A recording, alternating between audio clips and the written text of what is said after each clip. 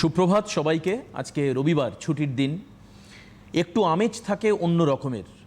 কিন্তু এটা যেহেতু একটা অন্য ধরনের অপশন, একটা অন্য ধরনের সুবিধা, যে আমরা এই প্যান্ডেমিক সিচুয়েশনে যখন স্কুল বন্ধ, আমরা স্কুলে যেতে পারছি না, ক্লাস করতে পারছি না, শিক্ষকদের সঙ্গে ডিরেক্ট ইন্টারাকশানে আসতে পারছি না, তখন আমরা বাড়ি বসে একটা সাবস্টিটিউট ওয়েতে লার্নিং করতে পারবো। বাড়িতে বসে আমরা শিখতে পারবো, জানতে পারবো।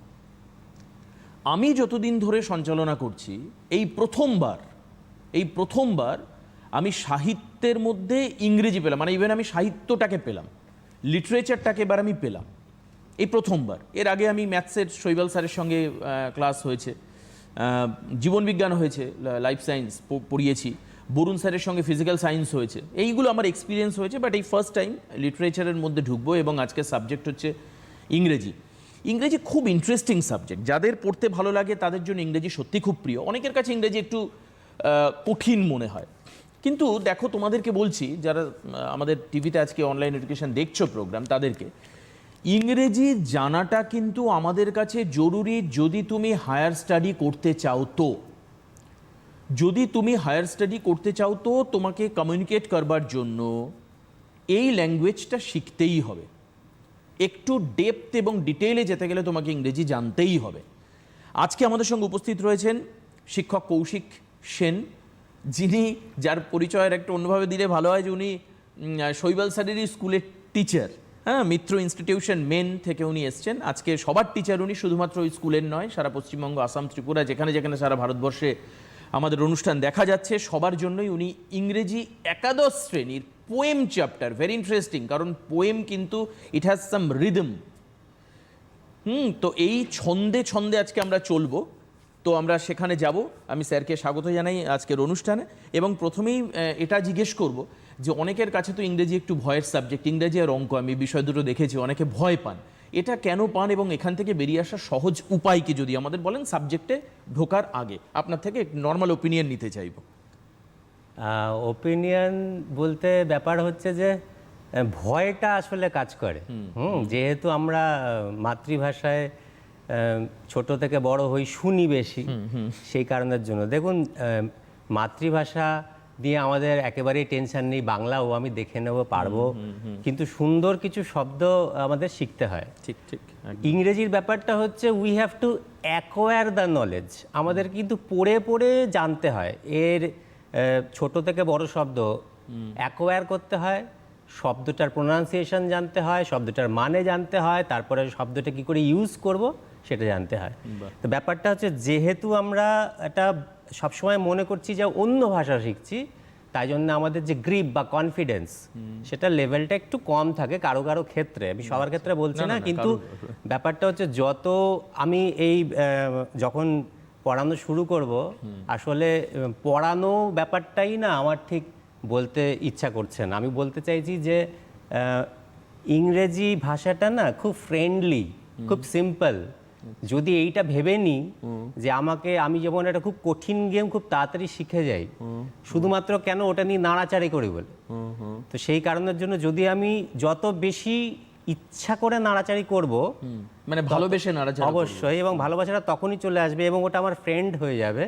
তো আমি এই সাবজেক্টটাকে ভালোবাসতে শুরু করব। মানে আমার প্রথমে ভালো লাগা চাই, আমার ইচ্ছাটা হচ্ছে ফার্স্ট, সব থেকে আগে প্রাধান্য। আচ্ছা, ওটার প্রাধান্য বেশি। আমি পারবো না এই কনসেপ্টটাকে আস্তে আস্তে মুছে যেতে হবে, এবং যখনই দেখবো যে আমি একটা দুটো করে পাচ্ছি, তখনই আস্তে আস্তে পড়া শুরু করব এবং তারপরে লেখা শুরু করব, সব পারবো। বেশ, আমি কৌশিক সবার আগে শুনবো। একদম, সবার আগে শুনবো। শোনাটা খুব দরকার। খুব ভালো করে শিখতে গেলে খুব ভালো শ্রোতা হওয়া দরকার, এটা একদম বাস্তব কথা। আমি কৌশিক স্যারকে জিজ্ঞেস করবো, একটা বাচ্চা ছেলে যখন সে মোটামুটি প্রাইমারি লেভেল ক্রস করে সে উচ্চ বিদ্যালয়ে ভর্তি হলো, মাধ্যমিক শ্রেণীতে সে 5-এ উঠলো বা 6-এ উঠলো বা সে 7-এ উঠলো, ঠিক কোন সময়টাতে এক্স্যাক্টলি ইংরেজি শেখার ক্ষেত্রে কি দিয়ে শুরু করলে বেটার হয়? মানে কিভাবে ইংরেজিটা শুরু করলে বেটার হয়? কারণ আমরা জানি নানান কারণের জন্য, আমি আর ওই পলিটিক্যাল ব্যাপারের মধ্যে আসতে চাইছি না, নানান কারণের জন্য একটা দীর্ঘ সময় ধরে ইংরেজি আমাদের কাছে উপেক্ষিত হয়েছে। মানে কেউ বা কারা বা কোনো মতাদর্শের মানুষ বা কিছু লোক মানুষকে বোঝাতে চেষ্টা করেছে যে ইংরেজি দিয়ে কিছু হবে না, তোমরা বাংলা করো, বাংলা করো, বাংলাতে চলো। কিন্তু সুশিক্ষিত হতে গেলে যে ইংরেজি অত্যন্ত গুরুত্বপূর্ণ তার একটা ভূমিকা বা অবদান রয়েছে সেটা কিন্তু অস্বীকার করা যায় না। আমরা কিভাবে শুরু করব? অনেকে বলে টেন্সটাকে খুব ভালো করে শেখো। আপনি বলছেন যে এই যে ভালো লাগা, এটা কি করে জন্মাবে? ভালো লাগারও তো কিছু টেকনিক্যাল জায়গা থাকে, সেটা কি রকম? আমি বলি যে সুনির্মল বসুর একটা কবিতা আছে, সবার আমি ছাত্র। ঠিক। সেখানে কিন্তু বই কথাটা নেই, ঠিক আছে? তো ব্যাপারটা হচ্ছে আগে আমাকে বই পড়ে শিখতে হবে কেন? আচ্ছা। তো আমি 4-5 থেকে শিখবো। আমি টিভি দেখতে যদি ভালোবাসি, টিভি থেকে শিখবো। আকাশ থেকে শিক্ষা নিলাম আমি ছাত্র যদি হতে অবশ্যই, পারি। একদম হ্যাঁ। ঠিক, হ্যাঁ। তো আমি যদি পেপার পড়তে ভালোবাসি, ছোট বাচ্চাদের বই পড়তে ভালোবাসি, কার্টুন ভালোবাসি, তো each and everywhere the field is so vast. আমি শুধুমাত্র বসে থাকবো। আমি যদি ডিসকভারি চ্যানেল দেখি, আমি তলার আন্ডারলাইন করা যেগুলো হাইলাইট করা থাকে ঠিক, ঠিক। সেই শব্দগুলো দেখবো। হয় আমি সব বুঝতে পারছি না, Very good. কিন্তু আজকে না পারলে আমি 1 মাস বাদে পারবো, কারণ আমার ওই চ্যানেলটা ভালো লাগে। কার্টুনগুলো ওরা একে অন্যের সাথে কি কথা বলছে দেখুন। অনেকে না হিন্দি পারে, হিন্দি বলতে পারে, হিন্দি কোনো স্কুলে গিয়ে শেখে না, কিন্তু হিন্দিতে ডায়লগ দিতে বললে পুরো দিয়ে দেবে। এর কারণই হলো দে আর ফলোয়িং অ্যান্ড প্র্যাকটিসিং। এটা বই নয়, এটা বইয়ের বাইরে গিয়ে। দুর্ধর্ষ। তো এটা বইয়ের বাইরে গিয়ে সারাটা বিশ্ব পড়ে রয়েছে শেখার জন্য। যেখান থেকে খুশি, যখন খুশি, 24/7 শিখতে পারো। আমি বলছি না যে বাক্য লেখাই শিখতে হবে, আগে শব্দ শেখো, আগে শব্দর ভাগগুলো শেখো, তাহলে আস্তে আস্তে বাক্য তৈরি করতে পারবে। ওই যে বলছি যে আমি যখন বলা শুরু করব না, আমি টিভির একটা বিজ্ঞাপন দিয়েই শুরু করব। আমি বলেও ফেলি, সেটা হচ্ছে উনি ভালোই একটা, তবে কোনো কোম্পানির নাম না করে। না আমি নাম কোনো কোম্পানির নাম না করে, মানে না কোনো কোম্পানির নাম করছি না। আমি কালকে খেলা দেখছিলাম, হঠাৎ করে মধ্যখানে একটা ক্যাপশন পেলাম। ক্যাপশনটা হচ্ছে the more you learn the more you grow. তো লার্ন গ্রো তোমরা শুনোনি কোনোদিন? আমি কিন্তু বই পড়ে শুনিনি, আমার ক্যাপশনটা ভালো লেগেছে। ব্যাপারটা এইটা বলতে চাইছি যে এই লার্ন কিন্তু শুধুমাত্র বুকিশ লার্ন, পাঠ্যপুস্তকের মধ্যে আবদ্ধ নয়। সেইটা হচ্ছে এই লার্ন তোমার 24 ঘন্টা যে কোনো জায়গা থেকে। তোমার বাবা মার সাথে তুমি সকালবেলা গুড মর্নিং বলো কি? আমি জানতে চাই। বাবা মা কিছু একটা তোমাকে বললে, কিছু একটা দিলে টিলে, তুমি থ্যাংক ইউ বলো কি? So nice of you, so kind of you বলো কি? Sorry, excuse me. তো যদি এগুলো বলে থাকো তাহলে তুমি তো অলরেডি ইংলিশ শুরু করে দিয়েছো ইন ভার্বাল টার্ম। এরপরে তুমি আস্তে আস্তে আরও কিছু শব্দ শিখলে, তার গ্রিপ বাড়ালে তুমি অবশ্যই বাক্য লিখতে পারবে। আর যদি তুমি বাক্য লিখতে পারো তাহলে তোমার নোট বই পড়তে হবে না। আমি জানি না তোমরা নোট বই বা সহায়িকাকে এত ভালোবাসো কেন। যদি ভালোবাসো, বাড়িতে রাখতে একটা মোটা বই বন্ধুদের আছে, তোমার নেই, তুমি রাখো, নো প্রবলেম। তুমি ওর মধ্যে দিয়ে গো থ্রু করো। অবশ্যই ওটার নাম সহায়িকা, ইট সাপোর্টস। কিন্তু তোমার মেন খাবারটা হচ্ছে তোমার ইচ্ছা আর তোমার মাথার মধ্যে তুমি কম্বিনেশন করতে পারছো কিনা, তুমি স্টকে রাখতে চাইছো কিনা, এবং তুমি ইউজ করতে চাইছো কিনা। তো you have to utilize what you have learn. আমি শুধু শিখেই যাবো, আমি বললাম না কিছু, তা তো করলে হবে না। তো আমি কোচিনে ক্রিকেট শিখিয়ে গেলাম, ultimately I have to perform. সেই পারফরমেন্সটা হচ্ছে ছোটো ছোটো এক্সাম, অথবা লাইফে যেখানে ইংলিশ বলতে হবে অথবা লিখতে হবে। তো সেই জায়গায় যদি স্টক ভালো হয়, যদি শেখাটা ভালো হয়, ইউ উইল পারফর্ম ওয়েল। এর জন্য কিন্তু একটু সাহসও দরকার। অবশ্যই প্রথমেই বলেছি যে ভয়টাকে কাটাতে হবে, ভয়টা কেটে যাবে যেই তুমি ফ্রেন্ডলি ভাববে। আমি যে বিজ্ঞাপনটার কথা বলছিলাম সেটা আমি বলে ফেলেছি। তো এই যে গ্রো না, the more you learn the more you grow, এই গ্রোটা কিন্তু শারীরিক নয়, এটা হচ্ছে ইনার, ঠিক আছে, অন্তরের গ্রোথ। অর্থাৎ তোমার শরীর খারাপ হতে পারে, তোমার মন খারাপ হতে পারে, কিন্তু যেটা লব্ধ জ্ঞান, তাই না, অ্যাকোয়ার্ড নলেজ, যেটা প্রথমেই বলছিলাম, we have to acquire this. এটা কেউ কখনো কেড়ে নিতে পারবে না পরিস্থিতি। ওটা তোমার মধ্যে যদি একবার ঢুকে যায়, ওটা তোমারই থেকে যাবে সবসময়। একদম। আজকে এমন একটা সুন্দর দিন, 27th of September। গতকাল বিদ্যাসাগর মহাশয়ের জন্মদিন ছিল। In the year of 1820, on that particular day, 26th of September, he was born. তো আমাদের বাঙালির কাছে এটা একটা গর্বের বিষয়। বিদ্যাসাগর মহাশয়ও কিন্তু বলতেন, তুমি বাংলা শিখবে, বর্ণপরিচয় জানবে, কিন্তু তার সঙ্গে সঙ্গে তোমাকে এবিসিডিও জানতে হবে, ইংরেজিও শিখতে হবে। শিক্ষাকে বিস্তার করতে গেলে এটা প্রয়োজন। আর একটা ছোট্ট রবীন্দ্রনাথের কথা বলে, এই যে স্যার যে কথা বললেন, খুব ভালো লাগছে আজকে কৌশিকবাবুর সঙ্গে কথা বলে। প্রথম দেখা হলো, কিন্তু দেখা হয়েই বেশ ভালো লাগলো, কারণ যেহেতু সাহিত্যের শিক্ষক, ওনার মধ্যে সেই রসবোধটা আছে, আস্বাদন করতে হবে আমাদেরকে। রবীন্দ্রনাথ একটা কথা বলতেন যে শিক্ষাকে কখনো বহন করবে না, শিক্ষাকে বহন করে নিয়ে যাওয়া যায় না, তাহলে সেটা তোমার কাছে বোঝ হবে, তোমার কাছে সেটা লোড হবে, তোমার কাছে সেটা প্রেশার হবে। তুমি শিক্ষাকে বাহন করো, অর্থাৎ শিক্ষার ওপরে চড়ে তুমি এগোও। এই জায়গাটা যদি আমরা বুঝতে পারি তাহলে অবশ্যই আমরা সমস্ত কিছুকে বুঝতে পারবো। হয়তোবা এত ছোট, খুব ছোট যারা, তাদের হয়তো আত্মোপলব্ধি হবে না, একটু বড় হলে হবে। শিক্ষাকে কখনো বহন করব না, কাজে লাগাও। স্যার, এবার আমরা চ্যাপ্টারে আসবো, 11 ক্লাস। আজকে পোয়েম আমরা আগেই বলেছি যে চ্যাপ্টার, সেটা নিয়ে আমরা শুরু করব। কিভাবে আমরা শুরু করব আপনার হাত ধরে?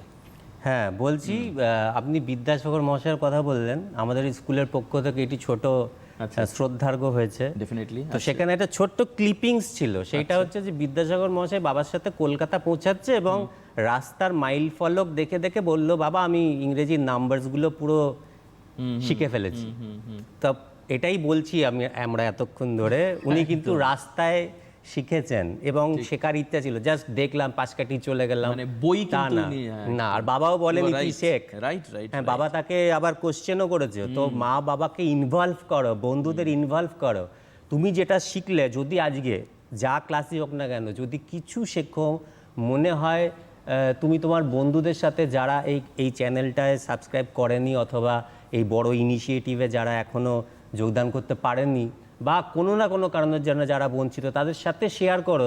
জ্ঞান শুধু নিজের কাছে রাখার জন্য নয়, ইট ইজ ফর শেয়ারিং। আমরা শেয়ারিং এর দুনিয়াতেই আছি। এটা ছোট বিতরণের বিষয়, অবশ্যই একটা ছোট ছবি তুললেও তো আমরা সবার সাথে শেয়ার করে দিই, তো এত ভালো একটা জিনিস, সেটা শেয়ার করতেই হবে। আর স্যারকে ক্লাস শুরু করবার আগে আমি একটু বলে দিই, যারা তোমরা সিটিভিএন দেখছো, তোমরা জানো যে ইউটিউবে যদি তুমি যাও, এডুকেশন অনলাইন আজকে তারিখ দেবে 27.09 একটা পয়েন্ট দিয়ে 2020, তাহলে তোমরা আজকের অনুষ্ঠান দেখতে পাবে। তোমরা সিটিভিএনের ফেসবুক পেজে যদি যাও, সেখান থেকেও তোমরা এই অনুষ্ঠান দেখতে পারো। যদি কেউ এখন সরাসরি কৌশিকবাবুর অনুষ্ঠান না দেখতে পাও, হয়তো কোনো কাজে তোমরা বিজি রয়েছো, তো তাহলে তোমরা এই অনুষ্ঠানটা পরবর্তীকালেও দেখতে পারো। স্যার কি বলছেন, কি বোঝাচ্ছেন, এই যে প্রথমে যে আমাদের ইন্ট্রোডাকশনাল ফ্রেজে যে আমাদের একটা ইন্সপায়ারিং ঘটনা ঘটলো, আমার মনে হয় এটা বহুদিন ছাত্রছাত্রী এবং তাদের বাবা মা মনে রাখবে, যে সাবজেক্টটা শুধুমাত্র বইয়ে আটকে নেই। স্যার একটা খুব সুন্দর উদাহরণ তুলে ধরলেন, ঠাকুরদাস বন্দ্যোপাধ্যায়ের সঙ্গে যখন ঈশ্বর আসছেন হেঁটে কলকাতায়, ঠাকুরদাস কিন্তু একটা মাইলস্টোনকে হাইট করে বলেছিলেন যে এবার তুমি বলো তো ফার্দার কাউন্ট কি হবে। ওই রাস্তায় আস্তে আস্তে কিন্তু বিদ্যাসাগর সেটা বলে ফেলেছিলেন। অর্থাৎ শেখা নয় শুধু তার প্রয়োগ করে। জাস্ট কিছুক্ষণ আগে কৌশিকবাবু বললেন যে আমরা শিখছি তা নয়, তাকে ইউটিলাইজ করো, তাকে অ্যাপ্লাই করো। Applied education is very important. Thank you very much এতক্ষণ শোনবার জন্য। স্যারকে বলবো ক্লাসে আসতে। Welcome everybody. এখন ব্যাপার হচ্ছে, বাংলা ইংলিশ মিশিয়ে বলি, এমন কিছু ইংরেজি আমি বলবো না যে তোমরা কোনোদিন শোনোনি। যদি কিছু হাইলাইট করার হয় আমি অবশ্যই করে দেবো। তো ধরো আমরা পোয়েম পড়ব, আপন ওয়েস্টমিনস্টার ব্রিজ, উইলিয়াম ওয়ার্ডসওয়ার্থের লেখা, ক্লাস 11-এ। তোমরা সবাই কিন্তু হাই স্কুলে পড়ছো, তো আর 2 বছর কোনো মতে দেখতে দেখতে কেটে যাবে, একটা বছর তো প্রায় শেষের দিকে চলে এসছে। তো ব্যাপার হচ্ছে যে এবার কিন্তু তোমাদের স্টেপগুলো অনেকটা বড় বড় ফেলতে হবে। কলেজ যাবে, ইউনিভার্সিটিতে পড়াশোনা করবে, ইউনিভার্সিটির আন্ডারে পড়াশোনা করবে। তো ব্যাপারটা হচ্ছে যে দেখো কি অ্যাপ্লাই করবে সেটা পরের কথা, যতটা জেনে নেওয়া যায়, আমি যতটুকু জানি, হয়তো টাইম খুব লিমিটেড, তবুও আমি শেয়ার তো অবশ্যই তোমাদের সাথে করব। তো ব্যাপারটা হচ্ছে যে সবই যে এক্সামে আসবে তা নয়, কিন্তু ব্যাপার এই কারণের জন্য যে তোমার নিজেকে এনরিচ করতে হবে। ওই যেটা বললাম, স্টক বেশি করে রাখো, কিছু কিছু বাটির মধ্যে ফেললে উপচে পড়েই যাবে, কিন্তু চেষ্টা করো ওই স্টকটাকে ধরে রাখার। এই ভিডিওগুলো তোমরা লাইভ দেখছো, তোমাদেরকে ওয়েলকাম, এবং পরে তো বারবার রিপিট করে দেখতেই পারবে। যদি কোথাও কোনো ডাউট হয় আবার পরে দেখে নিতেই পারবে। এবং কোশ্চেন যদি কিছু অ্যারাইজ করে মাথার মধ্যে, একটু পেন ডাউন, নোট ডাউন করে রাখো। আমি অবশ্যই এগুলো তোমাদের একেবারে ডাউট না থাকে, অবশ্যই টেক্সট রিলেটেড হতে হবে, তো সেটা নোট ডাউন করে রাখো, আমাকে জিজ্ঞাসা করবে, অবশ্যই আমি সাধ্য মতন উত্তর দেওয়ার চেষ্টা করব। এরপরে আমরা ডিরেক্টলি কবিতার মধ্যে ঢুকে যাই, কিন্তু বারবার বলছি আমি কিন্তু ক্লাস নিচ্ছি না, আমি একটা গল্প করছি তোমাদের সাথে। তো শুধু গল্প শুনছো, এইভাবে চলো, পড়াশোনা করছি এইভাবে চলো না, এটা আমার রিকোয়েস্ট। যেহেতু আমার ক্লাস, সেরকমভাবে আমি একটু ছাত্রদের সাথে গল্পই করি। তো ধরা যাক একটা কবিতা পেলাম আমরা চোখের সামনে, যে কবিতাটা আমরা পড়বো সেটা তো আমাদের পাঠ্য। তো এই কবিতাটায় কতগুলি প্রশ্ন নিজের মনের মধ্যে জাগাও। দেখো, একটা বাচ্চার না মাইন্ডটা থাকে একদম ব্ল্যাঙ্ক, সে বাবা মাকে সারাক্ষণ সব বিষয়ে কোশ্চেন করে। এই questioning is a good sign. তুমি যত বেশি কোশ্চেন করতে পারবে, নিজের মধ্যে কোশ্চেন করতে পারবে, তত বেশি তুমি উত্তর খুঁজবে। You will be exploring. যত উত্তর খুঁজবে তত তুমি এনরিচড হবে উত্তরগুলো জেনে গেলে। এবার উত্তরগুলো জেনে যাওয়ার পদ্ধতি কী? উত্তরগুলো জেনে যাওয়ার পদ্ধতি সিটিবিনের নানান রকম ক্লাস, তাছাড়া তোমাদের ডিকশনারি, তাছাড়া তোমাদের স্কুলের মাস্টারমশাই, তাছাড়া তুমি নিজে ইউটিউব থেকে শুরু করে যা যা চ্যানেল গুগল সার্চ করে একদম যতক্ষণ না পর্যন্ত তুমি ফুললি স্যাটিসফাইড হচ্ছ ততক্ষণ পর্যন্ত শুধু খুঁজে যাও। তো ব্যাপারটা হচ্ছে যে অনেকটা টাইম লাগবে খুঁজতে, অনেকটা পথ তোমরা জীবনে হাঁটবে, কিন্তু উইলিয়াম ওয়ার্ডসওয়ার্থ তো একদিনে 1 ঘন্টার মধ্যে শেষ করা যায় না, তার সম্বন্ধে বলতে গেলে অনেক কিছু বলা যায়। তো কবিতাটাকে দেখলে ফার্স্টে ভাববে যে আমি উইলিয়াম ওয়ার্ডসওয়ার্থের কবিতা পড়ছি কেন, এটা উইলিয়াম ওয়ার্ডসওয়ার্থ লিখেছে কেন। তো ধরা যাক যে কবিতাটা আমরা পড়ছি সেটা হচ্ছে রোম্যান্টিক পোয়েম। তো আমার মনের মধ্যে প্রশ্ন জাগুক যে কেন এটাকে রোম্যান্টিক বলা হচ্ছে। তাহলে রোম্যান্টিক পোয়েম লিখতে গেলে এমন কেউ লিখবে যে কিনা রোম্যান্টিক এজে বিলং করে। তাহলে আমরা বলতে চাইছি যে ওয়াই ওয়ার্ডসওয়ার্থ এর কবিতা আমরা পড়বো কেন। তাহলে ব্যাপারটা হলো যে তার আগে কিন্তু ক্লাসিক্যাল পোয়েট্রি চলছিল, অর্থাৎ poetry with wit, WIT, wit, বুদ্ধিদীপ্ত কথাবার্তা, বুদ্ধিদীপ্ত বচনভঙ্গি, বুদ্ধিদীপ্ত প্রেজেন্টেশন ইত্যাদি। তো তিনি ভাবলেন যে আরে এত কঠিনভাবে বলার কি আছে, আমি এটা রাস্তা দিয়ে যাচ্ছি, মানে জিনিস ভালো লাগলো, তো সেটাকে সহজলভ্য সবাই রিলেট করতে পারে এমন ভাষায় আমি লিখতে পারবো না। তো সেই জন্যে বলা যেতে পারে তিনি কিন্তু প্রোটেস্ট করেছিলেন, যে ক্লাসিক্যাল উইটটাকে তিনি প্রোটেস্ট করে তিনি ইমাজিনেশন, শিশুরা প্রচণ্ড ইমাজিনেটিভ হয়, যারা যত বেশি ইমাজিনেটিভ হয় তারা তত বেশি ক্রিয়েটিভ হয়। এই যে তুমি প্রশ্ন করছো না, এটাও কিন্তু এক ধরনের ইমাজিনেশন, তোমার মাথার মধ্যে এলো বলেই তুমি প্রশ্নটা করছো। তো ইন্ট্রোডিউসিং দ্য ইমাজিনেশন, তো তাকে বলা হচ্ছে one of the pioneers of romanticism. এবারে তাহলে রোম্যান্টিসিজম কাকে বলছে?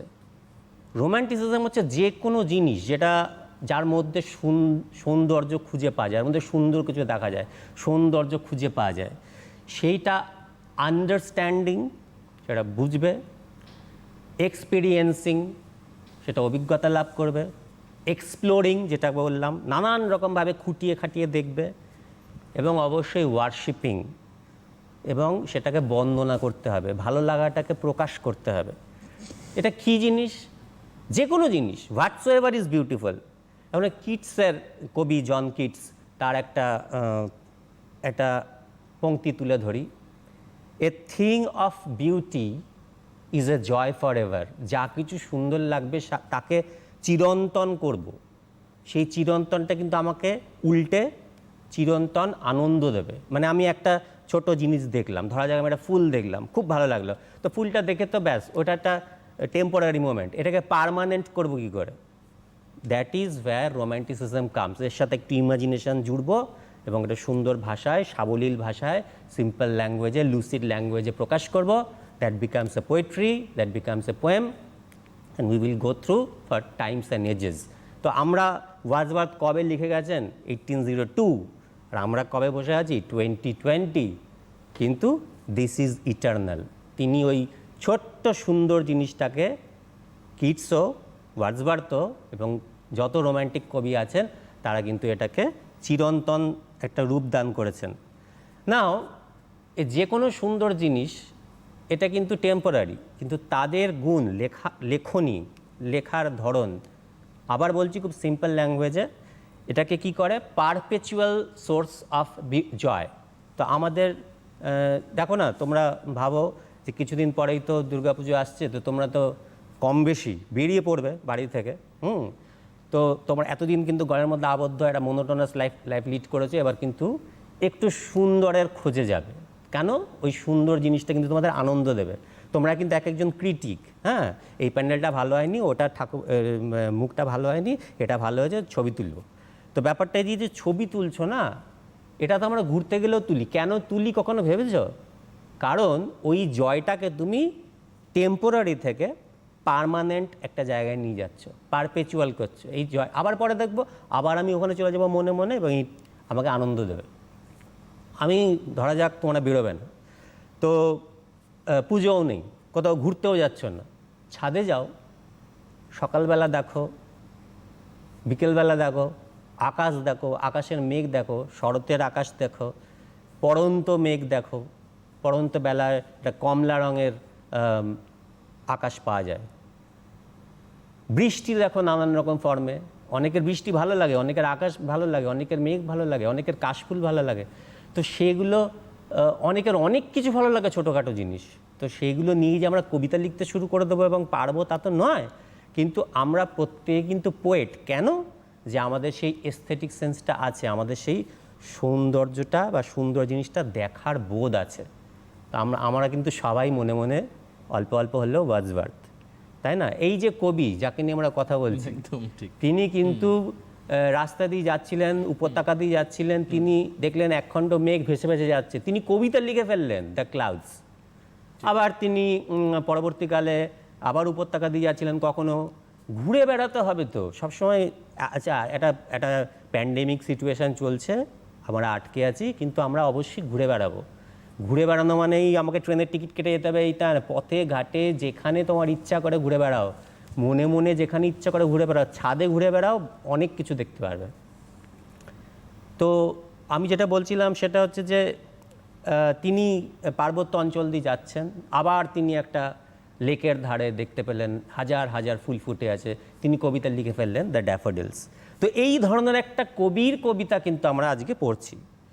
তো ব্যাপারটা কি হয়, এটা ইংলিশ তোমাকে বলবো, spontaneous, what is poetry? Spontaneous overflow of emotions. আমার ভেতরে প্রচণ্ড আবেগ ওইটা দেখে জমা হয়েছে, এবারে সেটাকে আমাদের ফ্লো বার করতে হবে।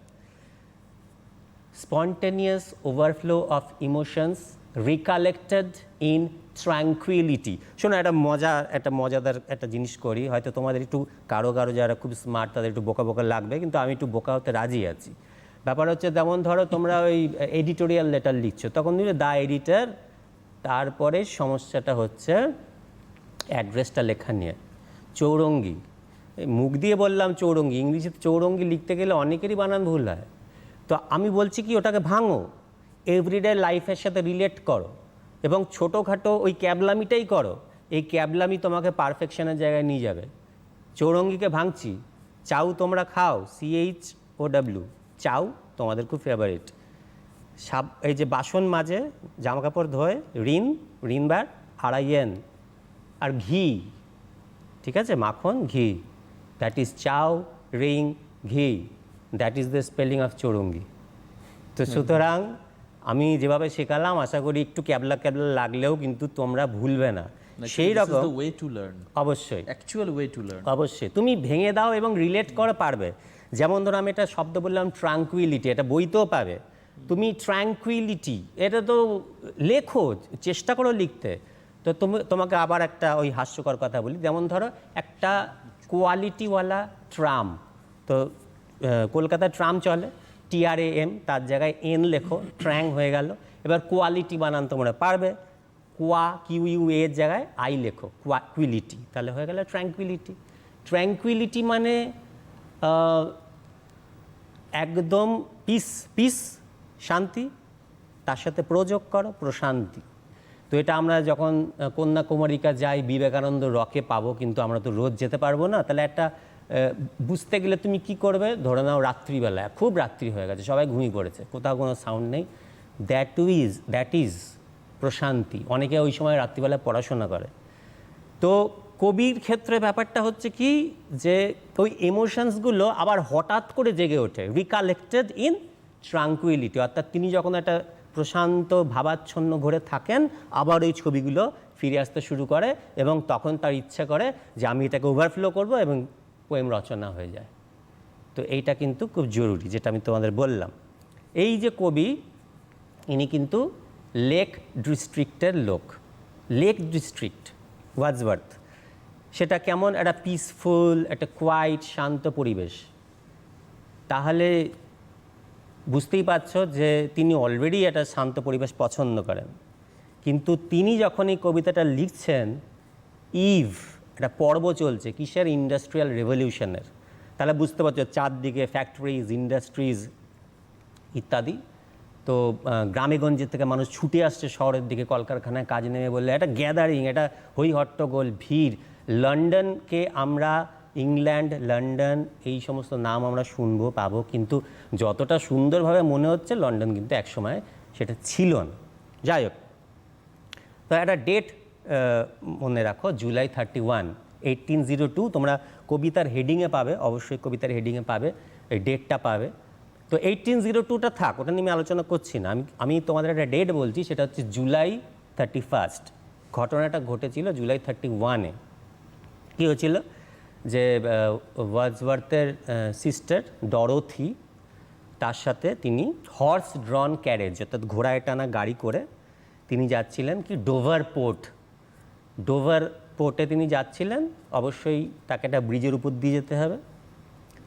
সেই যে ব্রিজের উপর থেকে তিনি যাবেন, সেই ব্রিজটার নাম হলো ওয়েস্টমিনস্টার ব্রিজ। যাই হোক, ঘোড়ার গাড়িতে তিনি ব্রিজের উপর থেকে যাই, আমরা তো হাওড়া ব্রিজের উপর থেকে যাই, দ্বিতীয় হুগলি সেতুর উপর থেকে যাই, কী আছে? আমরা সেখানে নামলে কিন্তু পুলিশ ধরবে। হাওড়া ব্রিজে নামা যায় বা সাইড দিয়ে হাঁটা যায়, কিন্তু সেকেন্ড হুগলি ব্রিজে বোধহয় যায় না।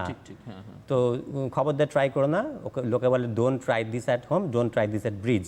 তো ব্যাপারটা হচ্ছে যে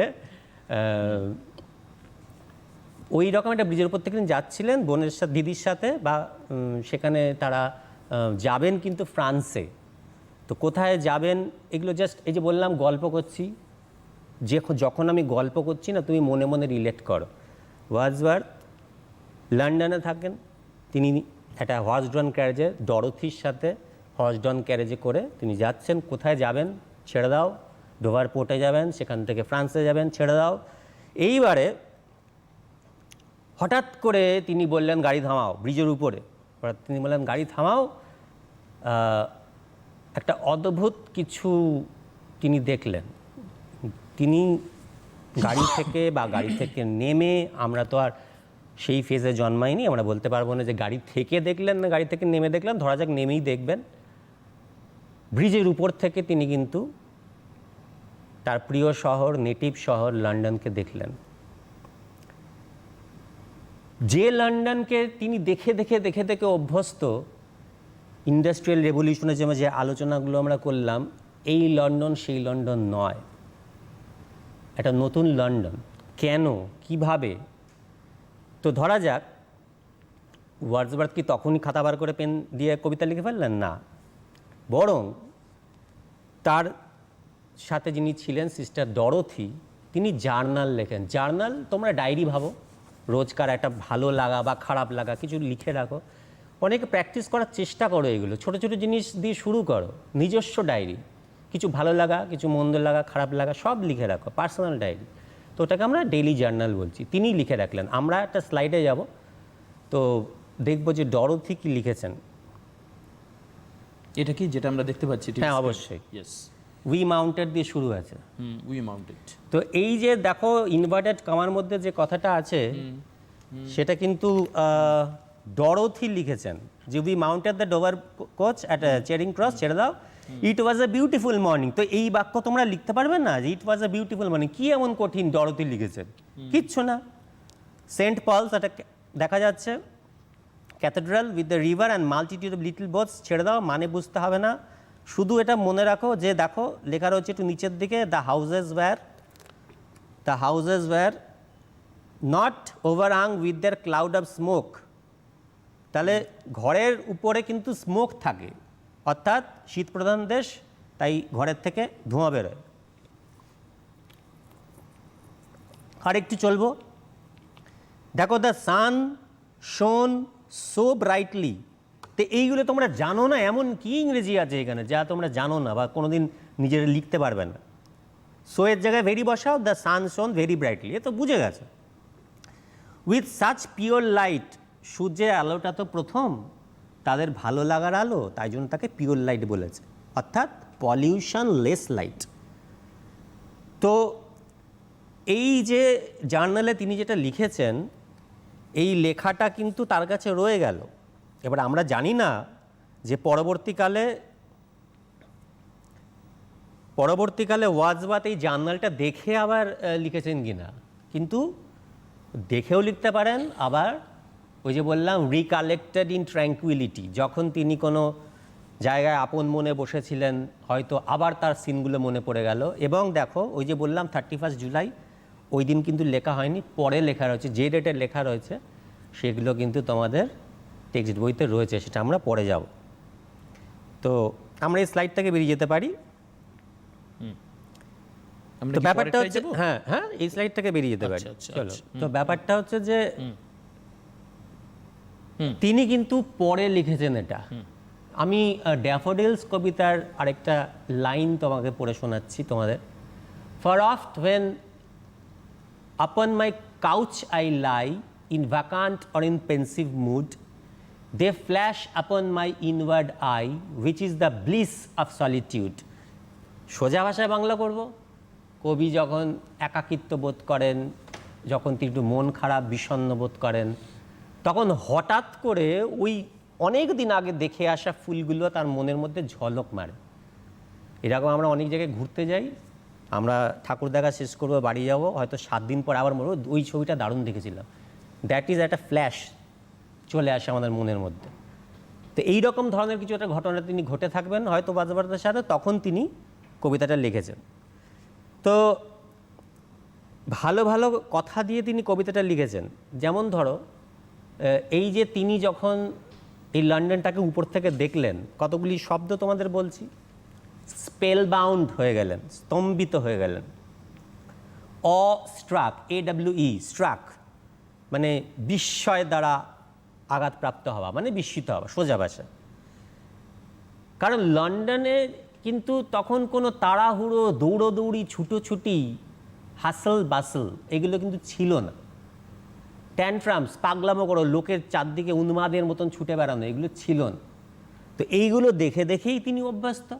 এছাড়াও যে লন্ডনকে দেখা যায় বা ভাবা যায়, এটা কিন্তু যথেষ্ট আয়রনিক্যাল।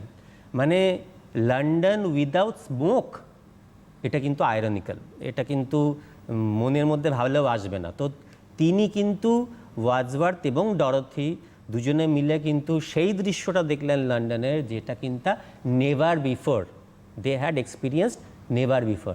ওই যে বললাম, এই মোমেন্টটাই হচ্ছে that is the source of beauty. এইটাকেই পারপেচুয়াল করতে হবে, পার্মানেন্ট করতে হবে। So this poem has been composed, written, রচনা করা। আমরা যাচ্ছি। দেখো, যখন কবিতাটা বেরোলো, তখন দেখো সব বিষয়ের না কিছু ক্রিটিক আছে, যারা ক্রিটিক, সমালোচক। তো তাদের মনে হলো, আরে তুমি কি লিখেছো, এত ভালো ভালো কথা লিখেছো লন্ডন সম্বন্ধে, লন্ডন ইজ ফুল অফ মাক, পাঁকে ভর্তি, ফিল্ড, আবর্জনায় ভর্তি।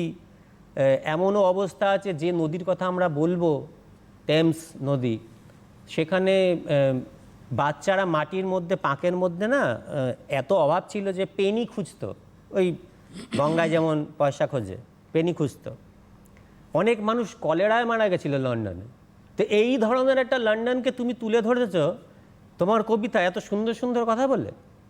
ক্রিটিক্সদের কাজই তাই, সমালোচনা। তো মনে রাখতে হবে, যেমন every coin has to sides, প্রত্যেকটা জিনিসের ভালো এবং মন্দ দুটো আছে। তো আমরা ভালোটুকু হাইলাইট করব, মন্দ আছে আমরা জানি, মন্দটাকে আমরা হাইলাইট করব না। তো এই যে আমাদের শহর কলকাতা, সেখানে কি আবর্জনা নেই, সেখানে কি দূষণ নেই? তবু আমরা কি বলি, কল্লোলিনী তিলোত্তমা, কত ভালো বাংলা বলি। তো ভালো লাগে বলেই ভালোটা আসে। সহজ ভাষায় বলতে পারি, কলকাতা না দারুণ সুন্দর একটা শহর, আমি কলকাতাকে ভালো, এই তো সোজাভাবে বললাম। তো বলাটা তোমার ঠিক হলো কিনা সেটাই হচ্ছে মেন, সেন্টেন্সটা তোমার ঠিক হলো কিনা সেটাই হচ্ছে main. Don't go for words that you have no control upon, যেটার মনে হতে পারে বানান ভুল হতে পারে, যেটার মনে হতে পারে এক্সপ্রেশন ঠিক হচ্ছে না, সেই শব্দতে যেও না, খুব সোজা ভাষায় লেখো। তো আরেক দুটো বলবো কি, যে এতে প্রমাণিত হয় যে ওয়ার্ডসওয়ার্থ যে কবি, তার কিন্তু স্ট্রং অ্যাটাচমেন্ট ছিল নেটিভ ল্যান্ডের প্রতি, নিজের জন্মভূমির প্রতি।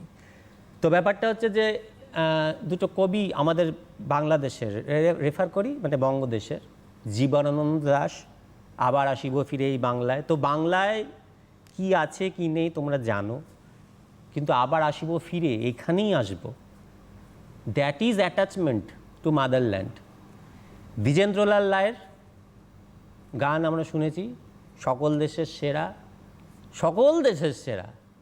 তো এটা হচ্ছে ফিলিংস, যেটা কিন্তু আমি ব্যক্ত করছি। আমি আমার দেশকে ভালো বলতেই পারি, এর মধ্যে কোনো জাতিভেদ বা অন্য দেশকে ছোট দেখানো বোঝাচ্ছে নয়, এটা হচ্ছে ফিলিংস, আমি আমার ফিলিংসটা বলছি। এবং খুব সাধারণ সামান্য জিনিসকে জীবনানন্দ দাশ ধান সিঁড়িটির তীরে শালিকের কথা উল্লেখ ওই তো বললাম সিম্পল সিম্পলিসিটি, যত তুমি সিম্পলিসিটি ইন দ্য পোয়েম। আমি দেখেছি খেয়াল করে জীবনানন্দ দাশ, মানিকবাবু এরা যখন লিখতেন, they always focus such simple thing that you can watch in your locality, you can watch in your side. মানে এগুলো এত ভালো লাগছে আমার আজকে স্যারের ক্লাস শুনে। এবং ইংরেজিটার প্রতি যে ভয় ধরাটা উচিত নয়, মানে তুমি যদি ইংরেজিকে ভয় পাও তুমি সাবজেক্টের সঙ্গে ইনজাস্টিফাই করবে। তো এটা হচ্ছে পরিষ্কার আর কি। Thank you very much, you are doing very well. তো যেটা বলছি যে আমি কিন্তু এই যে লকডাউনে ছাদে যাই, হ্যাঁ, ছাদে গেলে আমি আকাশ দেখি, বৃষ্টি হলে বৃষ্টি হয়ে গেলে দেখি, বা মেঘটা দেখি রানিং, আর পাখি দেখি। তো এগুলো দেখার জন্য কোনো ট্যাক্স লাগে না, এবং তাদের মুভমেন্ট দেখি এবং অনেক কিছু শিখি। তো শুধুমাত্র বইয়ের মধ্যে পড়াশোনা করতে হবে না, সব জায়গা থেকে শেখো, যেটা পড়াশোনাতে চলে আসে, কী করবো বলো। তো কবি তাই হলো, যখন তিনি ব্রিজে নামলেন মোহিত হয়ে গেলেন, হি গট ক্যাপটিভেটেড। দেখো 3টে সি বলছি আমি, হ্যাঁ, তোমাদের পড়ার এবং বোঝার সুবিধার জন্য এবং মনে রাখার জন্য আমি সি ওয়ালা শব্দ ইউজ করি। ওই যে বললাম খেলতে খেলতে শিখি, খুব হালকা চলে শিখি। হি গট ক্যাপটিভেটেড, অর্থাৎ তিনি মোহিত হয়ে গেলেন। তো এবার কি করব, আমরা কি করি, কোনো কিছু ভালো জিনিস দেখলে আমরা ছবি তুলি, তো ক্যাপচার করি। তো হি ক্যাপচার্ড দ্য সিন, কোথায়, আমাদের মতো তো মোবাইল বার করে আমি লন্ডনের ছবি তুলে দিলাম হবে না, ইন ইজ ইনার আই। একটা হচ্ছে বাইরের দৃষ্টি, আর এটা হচ্ছে ইনার আই, অন্তর্দৃষ্টি, সেখানে তিনি সেটাকে ক্যাপচার করলেন। অ্যান্ড লেটার তিনি কম্পোজ করলেন। আর কম্পোজ করা মানে হচ্ছে রিক্রিয়েট করা। তো রিকালেক্ট আগেই আমরা আলোচনা করেছি, তার স্মৃতিতে আবার ফিরে এলো এবং তারপরে তিনি এটাকে কম্পোজ করে ফেলেন। দেখো 3টে সি হচ্ছে ক্যাপটিভেটেড হয়ে গেলেন, হি ওয়াজ ক্যাপটিভেটেড বা he got ক্যাপটিভেটেড, he captured the scene in is inner I. দেখো আমি কিন্তু সেন্টেন্স বলছি, জানি না আমি তোমরা কেন এত নোট বইকে ভালোবাসো, আমি কিন্তু তোমাদের সেন্টেন্স বলছি যেগুলো তোমরা পরীক্ষার সময় লিখতে পারো, তাই তো। He was captivated by the scene of London, he captured the scene in is inner eye, later he recollected and compose the poem. 3টে বাক্য বলে ফেললাম, তোমাদের তো 10 নম্বরের 5 নম্বরে লিখতে হবে 100 শব্দ, 3টে বাক্য আমি অলরেডি, এখন আমি টেক্সটে ঢুকিনি, যাই হোক। কিন্তু যখন তিনি লিখলেন একটু ভালো করে লিখতে হবে, তাই সাটল অ্যান্ড রিচ ইমাজিনেশনস, কিছু কিছু কল্পনা চলে এলো যেগুলো কিন্তু রিচ, সমৃদ্ধ হলো, কবিতাটার গুণ কমালো না, কবিতাটাকে আরও ভালো জায়গায় তুলে নিয়ে গেল। তিনি কিন্তু তার নেটিভ ল্যান্ড লন্ডনটাকে আরও ভালো জায়গায় তুলে নিয়ে চলে গেলেন। তো চলো 3টে সি বলবো আরেকটু, সেটা হচ্ছে তোমাদের জন্য বলবো। একটা হচ্ছে সি ফর কনফিউশন, কনফিউশন আসবে, একটা কিছু পড়তে গেলে না নানান রকমের প্রশ্ন আসে মনে, তো এটা নিয়ে ভয় পেও না।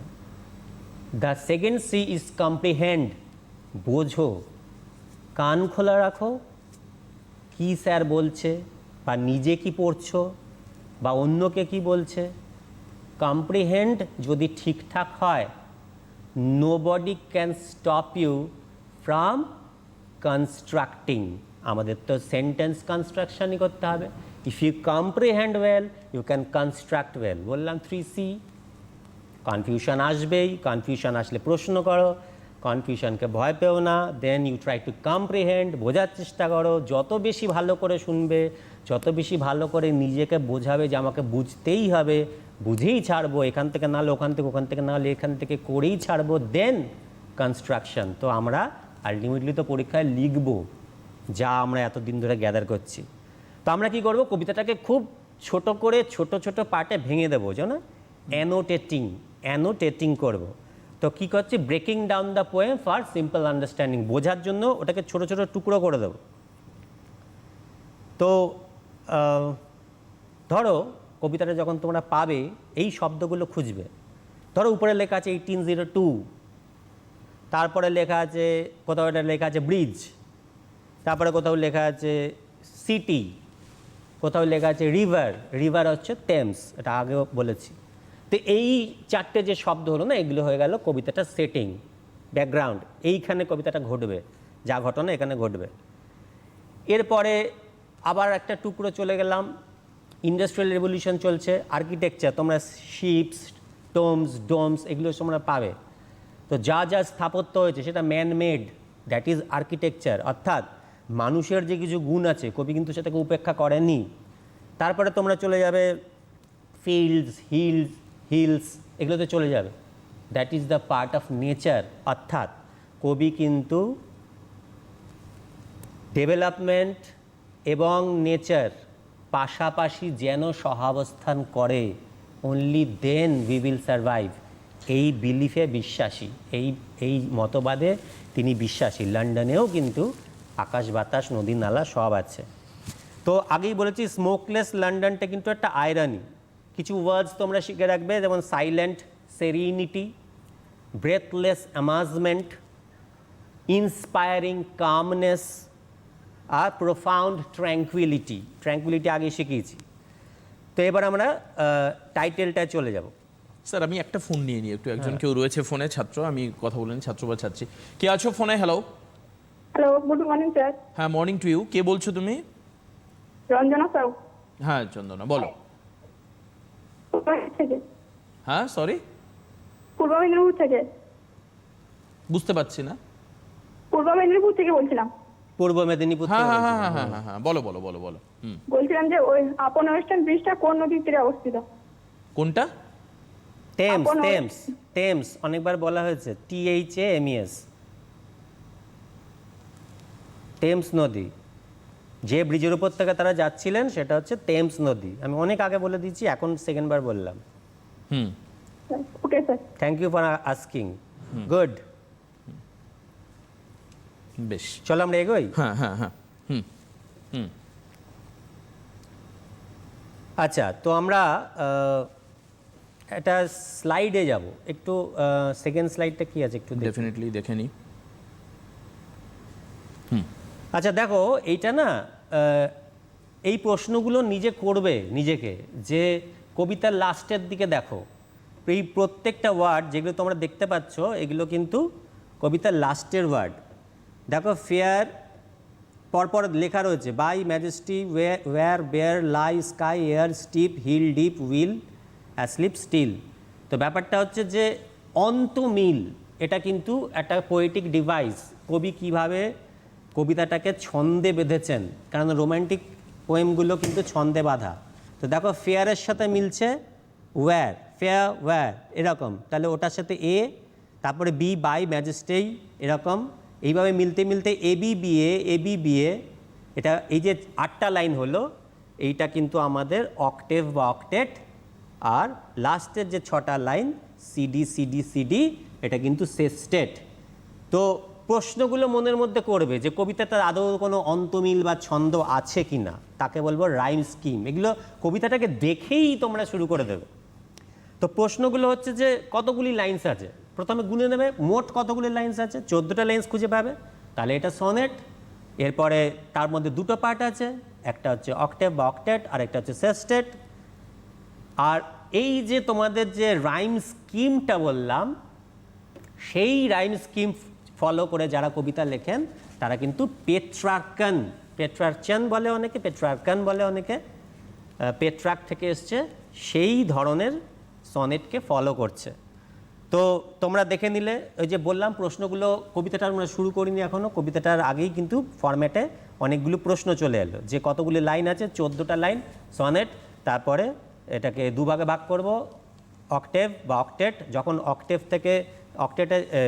থেকে যখন তোমরা শ্রেষ্ঠতে যাচ্ছ, ওই চেঞ্জটাকে বলে একটা সুইং অফ মুড হয়, তাকে বলে ভোল্টা, VOLTA। এরপরে কি ধরনের সনেট? Petrarchan sonnet. আর কতগুলি সিলেবাল আছে, প্রত্যেকটা লাইনে কতগুলি সিলেবাল আছে। দেখো আমি একটা উদাহরণ দিচ্ছি, একদম লাস্ট লাইন, যদি তোমাদের কাছে টেক্সট বই থাকে অবশ্যই একদম লাস্ট লাইনটা দেখো। And all that mighty heart is lying still. দেখো 10টা সিলেবাল নিল।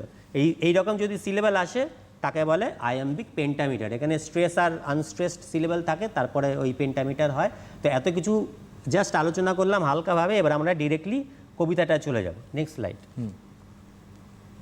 বেশ, তাহলে দেখো কবিতাটা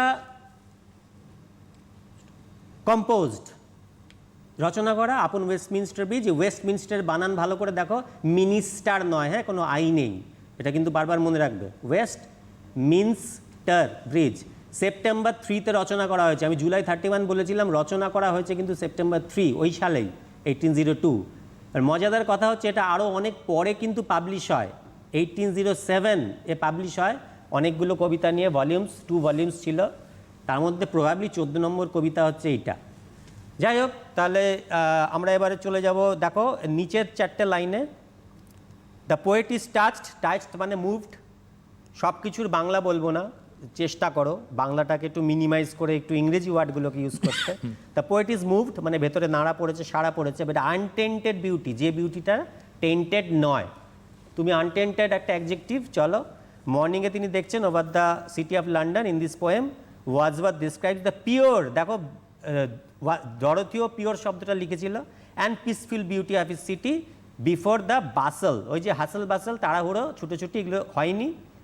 হাড়ি তো তোমরা জানোই, ডের যে হাড়ি হাসল বাসল যেগুলো শুরু হয়নি তার আগে তিনি দেখছেন, অর্থাৎ early morning. The poet is moved, আবার মুভড, টাচড। দেখো উপরে টাচড আছে, নিচে মুভড আছে, একদম মানে এক। বাই দ্য সোমলেন্ট বিউটি, এই একটা কঠিন শব্দ পেলে, এইগুলোকে ডিকশনারিতে দেখো।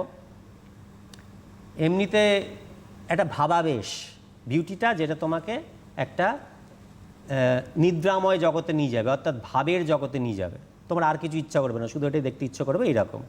That wraps the city, wraps, এই যে জামা কাপড় পরে আছি, I am wrapping myself with the shirt in tranquillity. Tranquillity আগেই বলা হয়েছে। নেক্সট স্লাইডে যাও। নেক্সট স্লাইডে যাবো তো।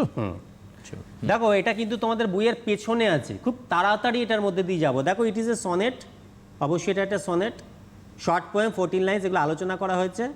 ফার্স্ট 8 লাইন্সকে অক্টেভ বলছে, পরের লাইন টার্ন অফ থট হচ্ছে, টার্ন অফ মুড অথবা থট, এই যে ভোলটা আলোচনা করে দিয়েছি। লাস্টের 6 লাইনকে সিস্টেড বলা হচ্ছে। এই ডেসক্রাইবস, তিনি কি ব্যাখ্যা করেছেন, is native city of London. তো এই যে কতগুলি লাইন এখানে লেখা রয়েছে, এগুলোই তো তোমাদের নোটস, তোমরা অন্য জায়গায় খোঁজো কেন? এখানেই দেখো, এই যে দ্য বই, এই যে the text book itself is a device, যথেষ্ট ভালো, সাফিসিয়েন্ট। চলো তারপরে চলো, দ্য পোয়েট ইজ ইমপ্রেসড, প্রভাবিত হয়েছেন by the beauty of this city. তিনি আর্লি মর্নিং সানলাইট দেখছেন, দেখো টাইমও লেয়ার হচ্ছে, সানলাইট দেখা যাচ্ছে, সেইখানে বিউটির দ্বারা তিনি ইমপ্রেসড হয়েছেন। ওই যে টাচড, ওই যে মুভড, এই যে ইমপ্রেসড, দেখো একটাই ফিলিং, 3টে শব্দ পেয়ে গেলে। তো why do you go for other things, I don't know, যেও না, বইটাকে ভালো করে দেখো। The poet finds the majestic sight. Majestic বলা হয়েছে কেন? আমরা জানি লন্ডনে করোনেশন হয়, রাজা রানীর জায়গা, তো যাই কিছু দেখবো খুব ম্যাজেস্টিক লাগবে। ম্যাজেস্টিক খুব হাইলি সফিস্টিকেটেড, সুন্দর দৃশ্য, ফুল অফ ইন্সপিরেশন, অনুপ্রেরণার জায়গায় নিজের দেশকে ভালো বলার জন্য। The city is fully cloth in the beauty of the morning, ছেড়ে দাও। The bustle and din of the day has not began yet, আগেও আমরা পড়লাম। The ships, the towers, the buildings, এই যে শিপস, টাওয়ার্স, বিল্ডিংস, এগুলো হচ্ছে architecture. Glimmering in the sun, glimmering মানে চকচক করছে, এটা আমরা বইতেও পাবো, দ্য পাঠ্যপুস্তকেও পাবো, মানে টেক্সটাতে পাবো। The poet finds the unparalleled beauty of the morning spread over valleys, rocks, hills, etcetera. এটা সিরিন সিন, সেরিনিটি আমি আগেই বলেছি। The massive pulse of civilisation is lying in calm peace, সমগ্র সভ্যতা, মানব সভ্যতা যেন মনে হচ্ছে পরিপূর্ণ শান্তি বিরাজমান, কাম পিস। নেক্সট স্লাইডে যাও। কবিতাতে শুরু করে দিচ্ছি। দেখো ফার্স্টে 3টে লাইন, 1 2 3। দেখো একটা না এই যে একটা কোলন আছে, তার মানে কি ফার্স্ট লাইনে তিনি বলতে চেয়েছেন, একটা চ্যালেঞ্জ ছুড়ে দিচ্ছেন যে আর্থ has not anything to show more fair. আমাদের প্রশ্ন লাগবে এই ফার্স্ট 3টে লাইনের মধ্যে কোথাও কিন্তু লন্ডনের কথা নেই। তো ব্যাপারটা হচ্ছে লন্ডনের যেহেতু কথা নেই, আমাদের মধ্যে প্রশ্ন জাগুক যে যদি কবি এরকম বলে থাকেন যে আর্থ হ্যাজ নাথিং ফেয়ারার টু শো, প্রশ্নটা হচ্ছে দেন হোয়াট, কিসের থেকে, কার সাথে তিনি তুলনা করছেন। এ সাইট সো টাচিং, দেখো নাম্বার 3তে আছে, সো মানে ভেরি ভেরি, মনে করো a sight very touching in is majesty. তাহলে হোয়াট সাইট, এখানে কিন্তু লন্ডনের কথা নেই। তাহলে এইটাকেই বলা হচ্ছে কিন্তু সেটিং অফ দ্য পোয়েম। তিনি কিন্তু লন্ডনের কথা না তুলেও তিনি কিন্তু অনেক কথা বলে ফেলছেন। তারপরে একটা কথা তিনি বলেছেন, দেখো সেকেন্ড লাইনে, only dull would be he of soul who could pass by, যে এইরকম একটা সুন্দর দৃশ্য দেখেও পাশ কাটিয়ে এড়িয়ে চলে যাবে, পাত্তা না দিয়ে। আমরা অনেক কিছু তো এরকমভাবে ছোটোখাটো সুন্দর জিনিস না দেখে চলে যাই। তো তাই জন্যই তিনি বলছেন যে তিনি চলে যাবেন, পাশ কাটিয়ে যে চলে যাবে সে হচ্ছে ডাল, সে হচ্ছে নিরস ব্যক্তি, তার মধ্যে সৌন্দর্যের প্রতি বোধ বা ভালোবাসা নেই। তো যাই হোক, ফার্স্ট 3টে লাইনে কিন্তু আমরা একটা মেন জিনিস শিখব, সেটা হচ্ছে এনজ্যামমেন্ট।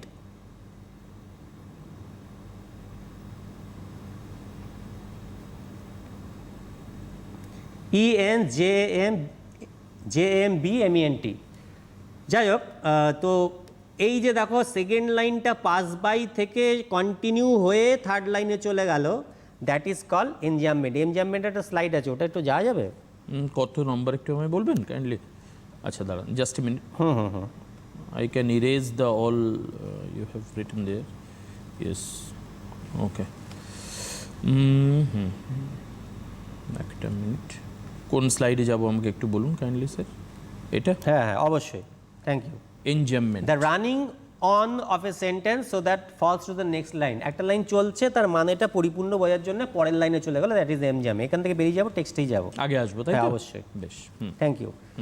তাহলে প্রথম 3 লাইনের মধ্যে তিনি বলেছেন যে আর্থে আর কিছু ফেয়ার নেই, আর্থের আর কিছু দেখানোর নেই। দেখো আর্থকে মনে করা হচ্ছে ওর দেখানোর নেই, আর্থ এর দেখানোর নেই, এগুলো পার্সনিফিকেশন, এগুলো আমরা টাইম পেলে অবশ্যই পরে একটু আলোচনা করব। তাহলে প্রথম 3টে লাইনের মধ্যে লন্ডনের কথা নেই। এবার 4th লাইনে আসবো। 4th আর 5th লাইনে আমরা আলোচনা করব দিস সিটি। এখনও দেখো লন্ডনের কথা নেই, কিন্তু লন্ডনের কথাই হচ্ছে দিস সিটি। নাও ডট, এটা একটা পোয়েটিক টার্ম, ওল্ড ইংলিশ। এটা তোমরা নোট বইয়ে যে টেক্সট বইটা পড়বে তার নিচের দিকে দেখবে ব্লু কালারে লেখা আছে। এটা পোয়েটিক ইউজ, ডুকে বা ডাসকে ডট হিসেবে বলা।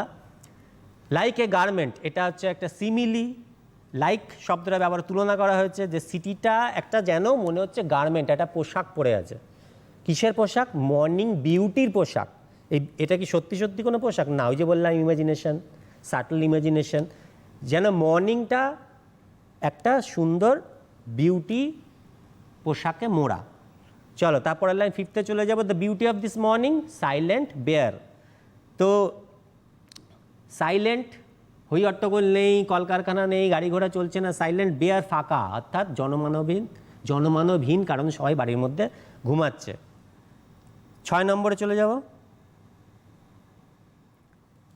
তো দেখো 5 নম্বরে কিন্তু একটা এলিমেন্ট অফ সারপ্রাইজ আছে, তাই না?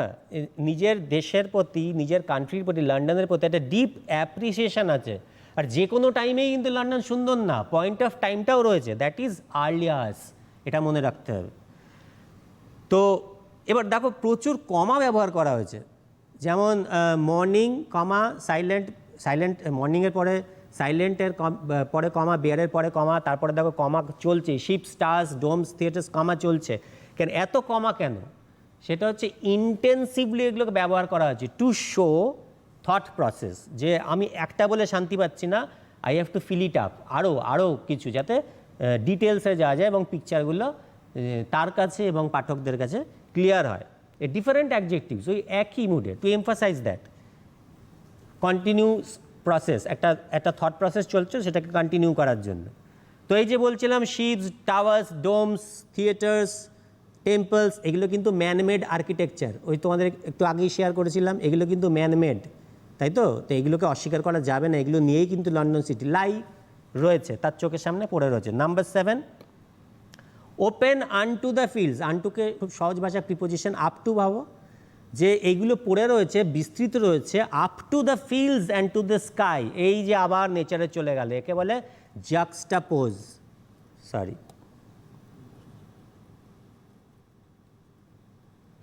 আচ্ছা, অর্থাৎ সহাবস্থান করা, যেখানে ডেভেলপমেন্ট আর নেচার সহাবস্থান করবে পাশাপাশি। সুতরাং নাম্বার 7 চলে গেলাম। যতদূর চোখ যাচ্ছে, আমরা তো একটা খুব হাইট থেকে দেখছি, সুতরাং লন্ডন শহরটাকেও দেখছি এবং দূরের মাঠ ঘাট একদম দিগন্ত রেখা আকাশ অবধি দেখতে পাচ্ছি, to the sky, the horizon of the sky. Number 8-এ চলে যাব।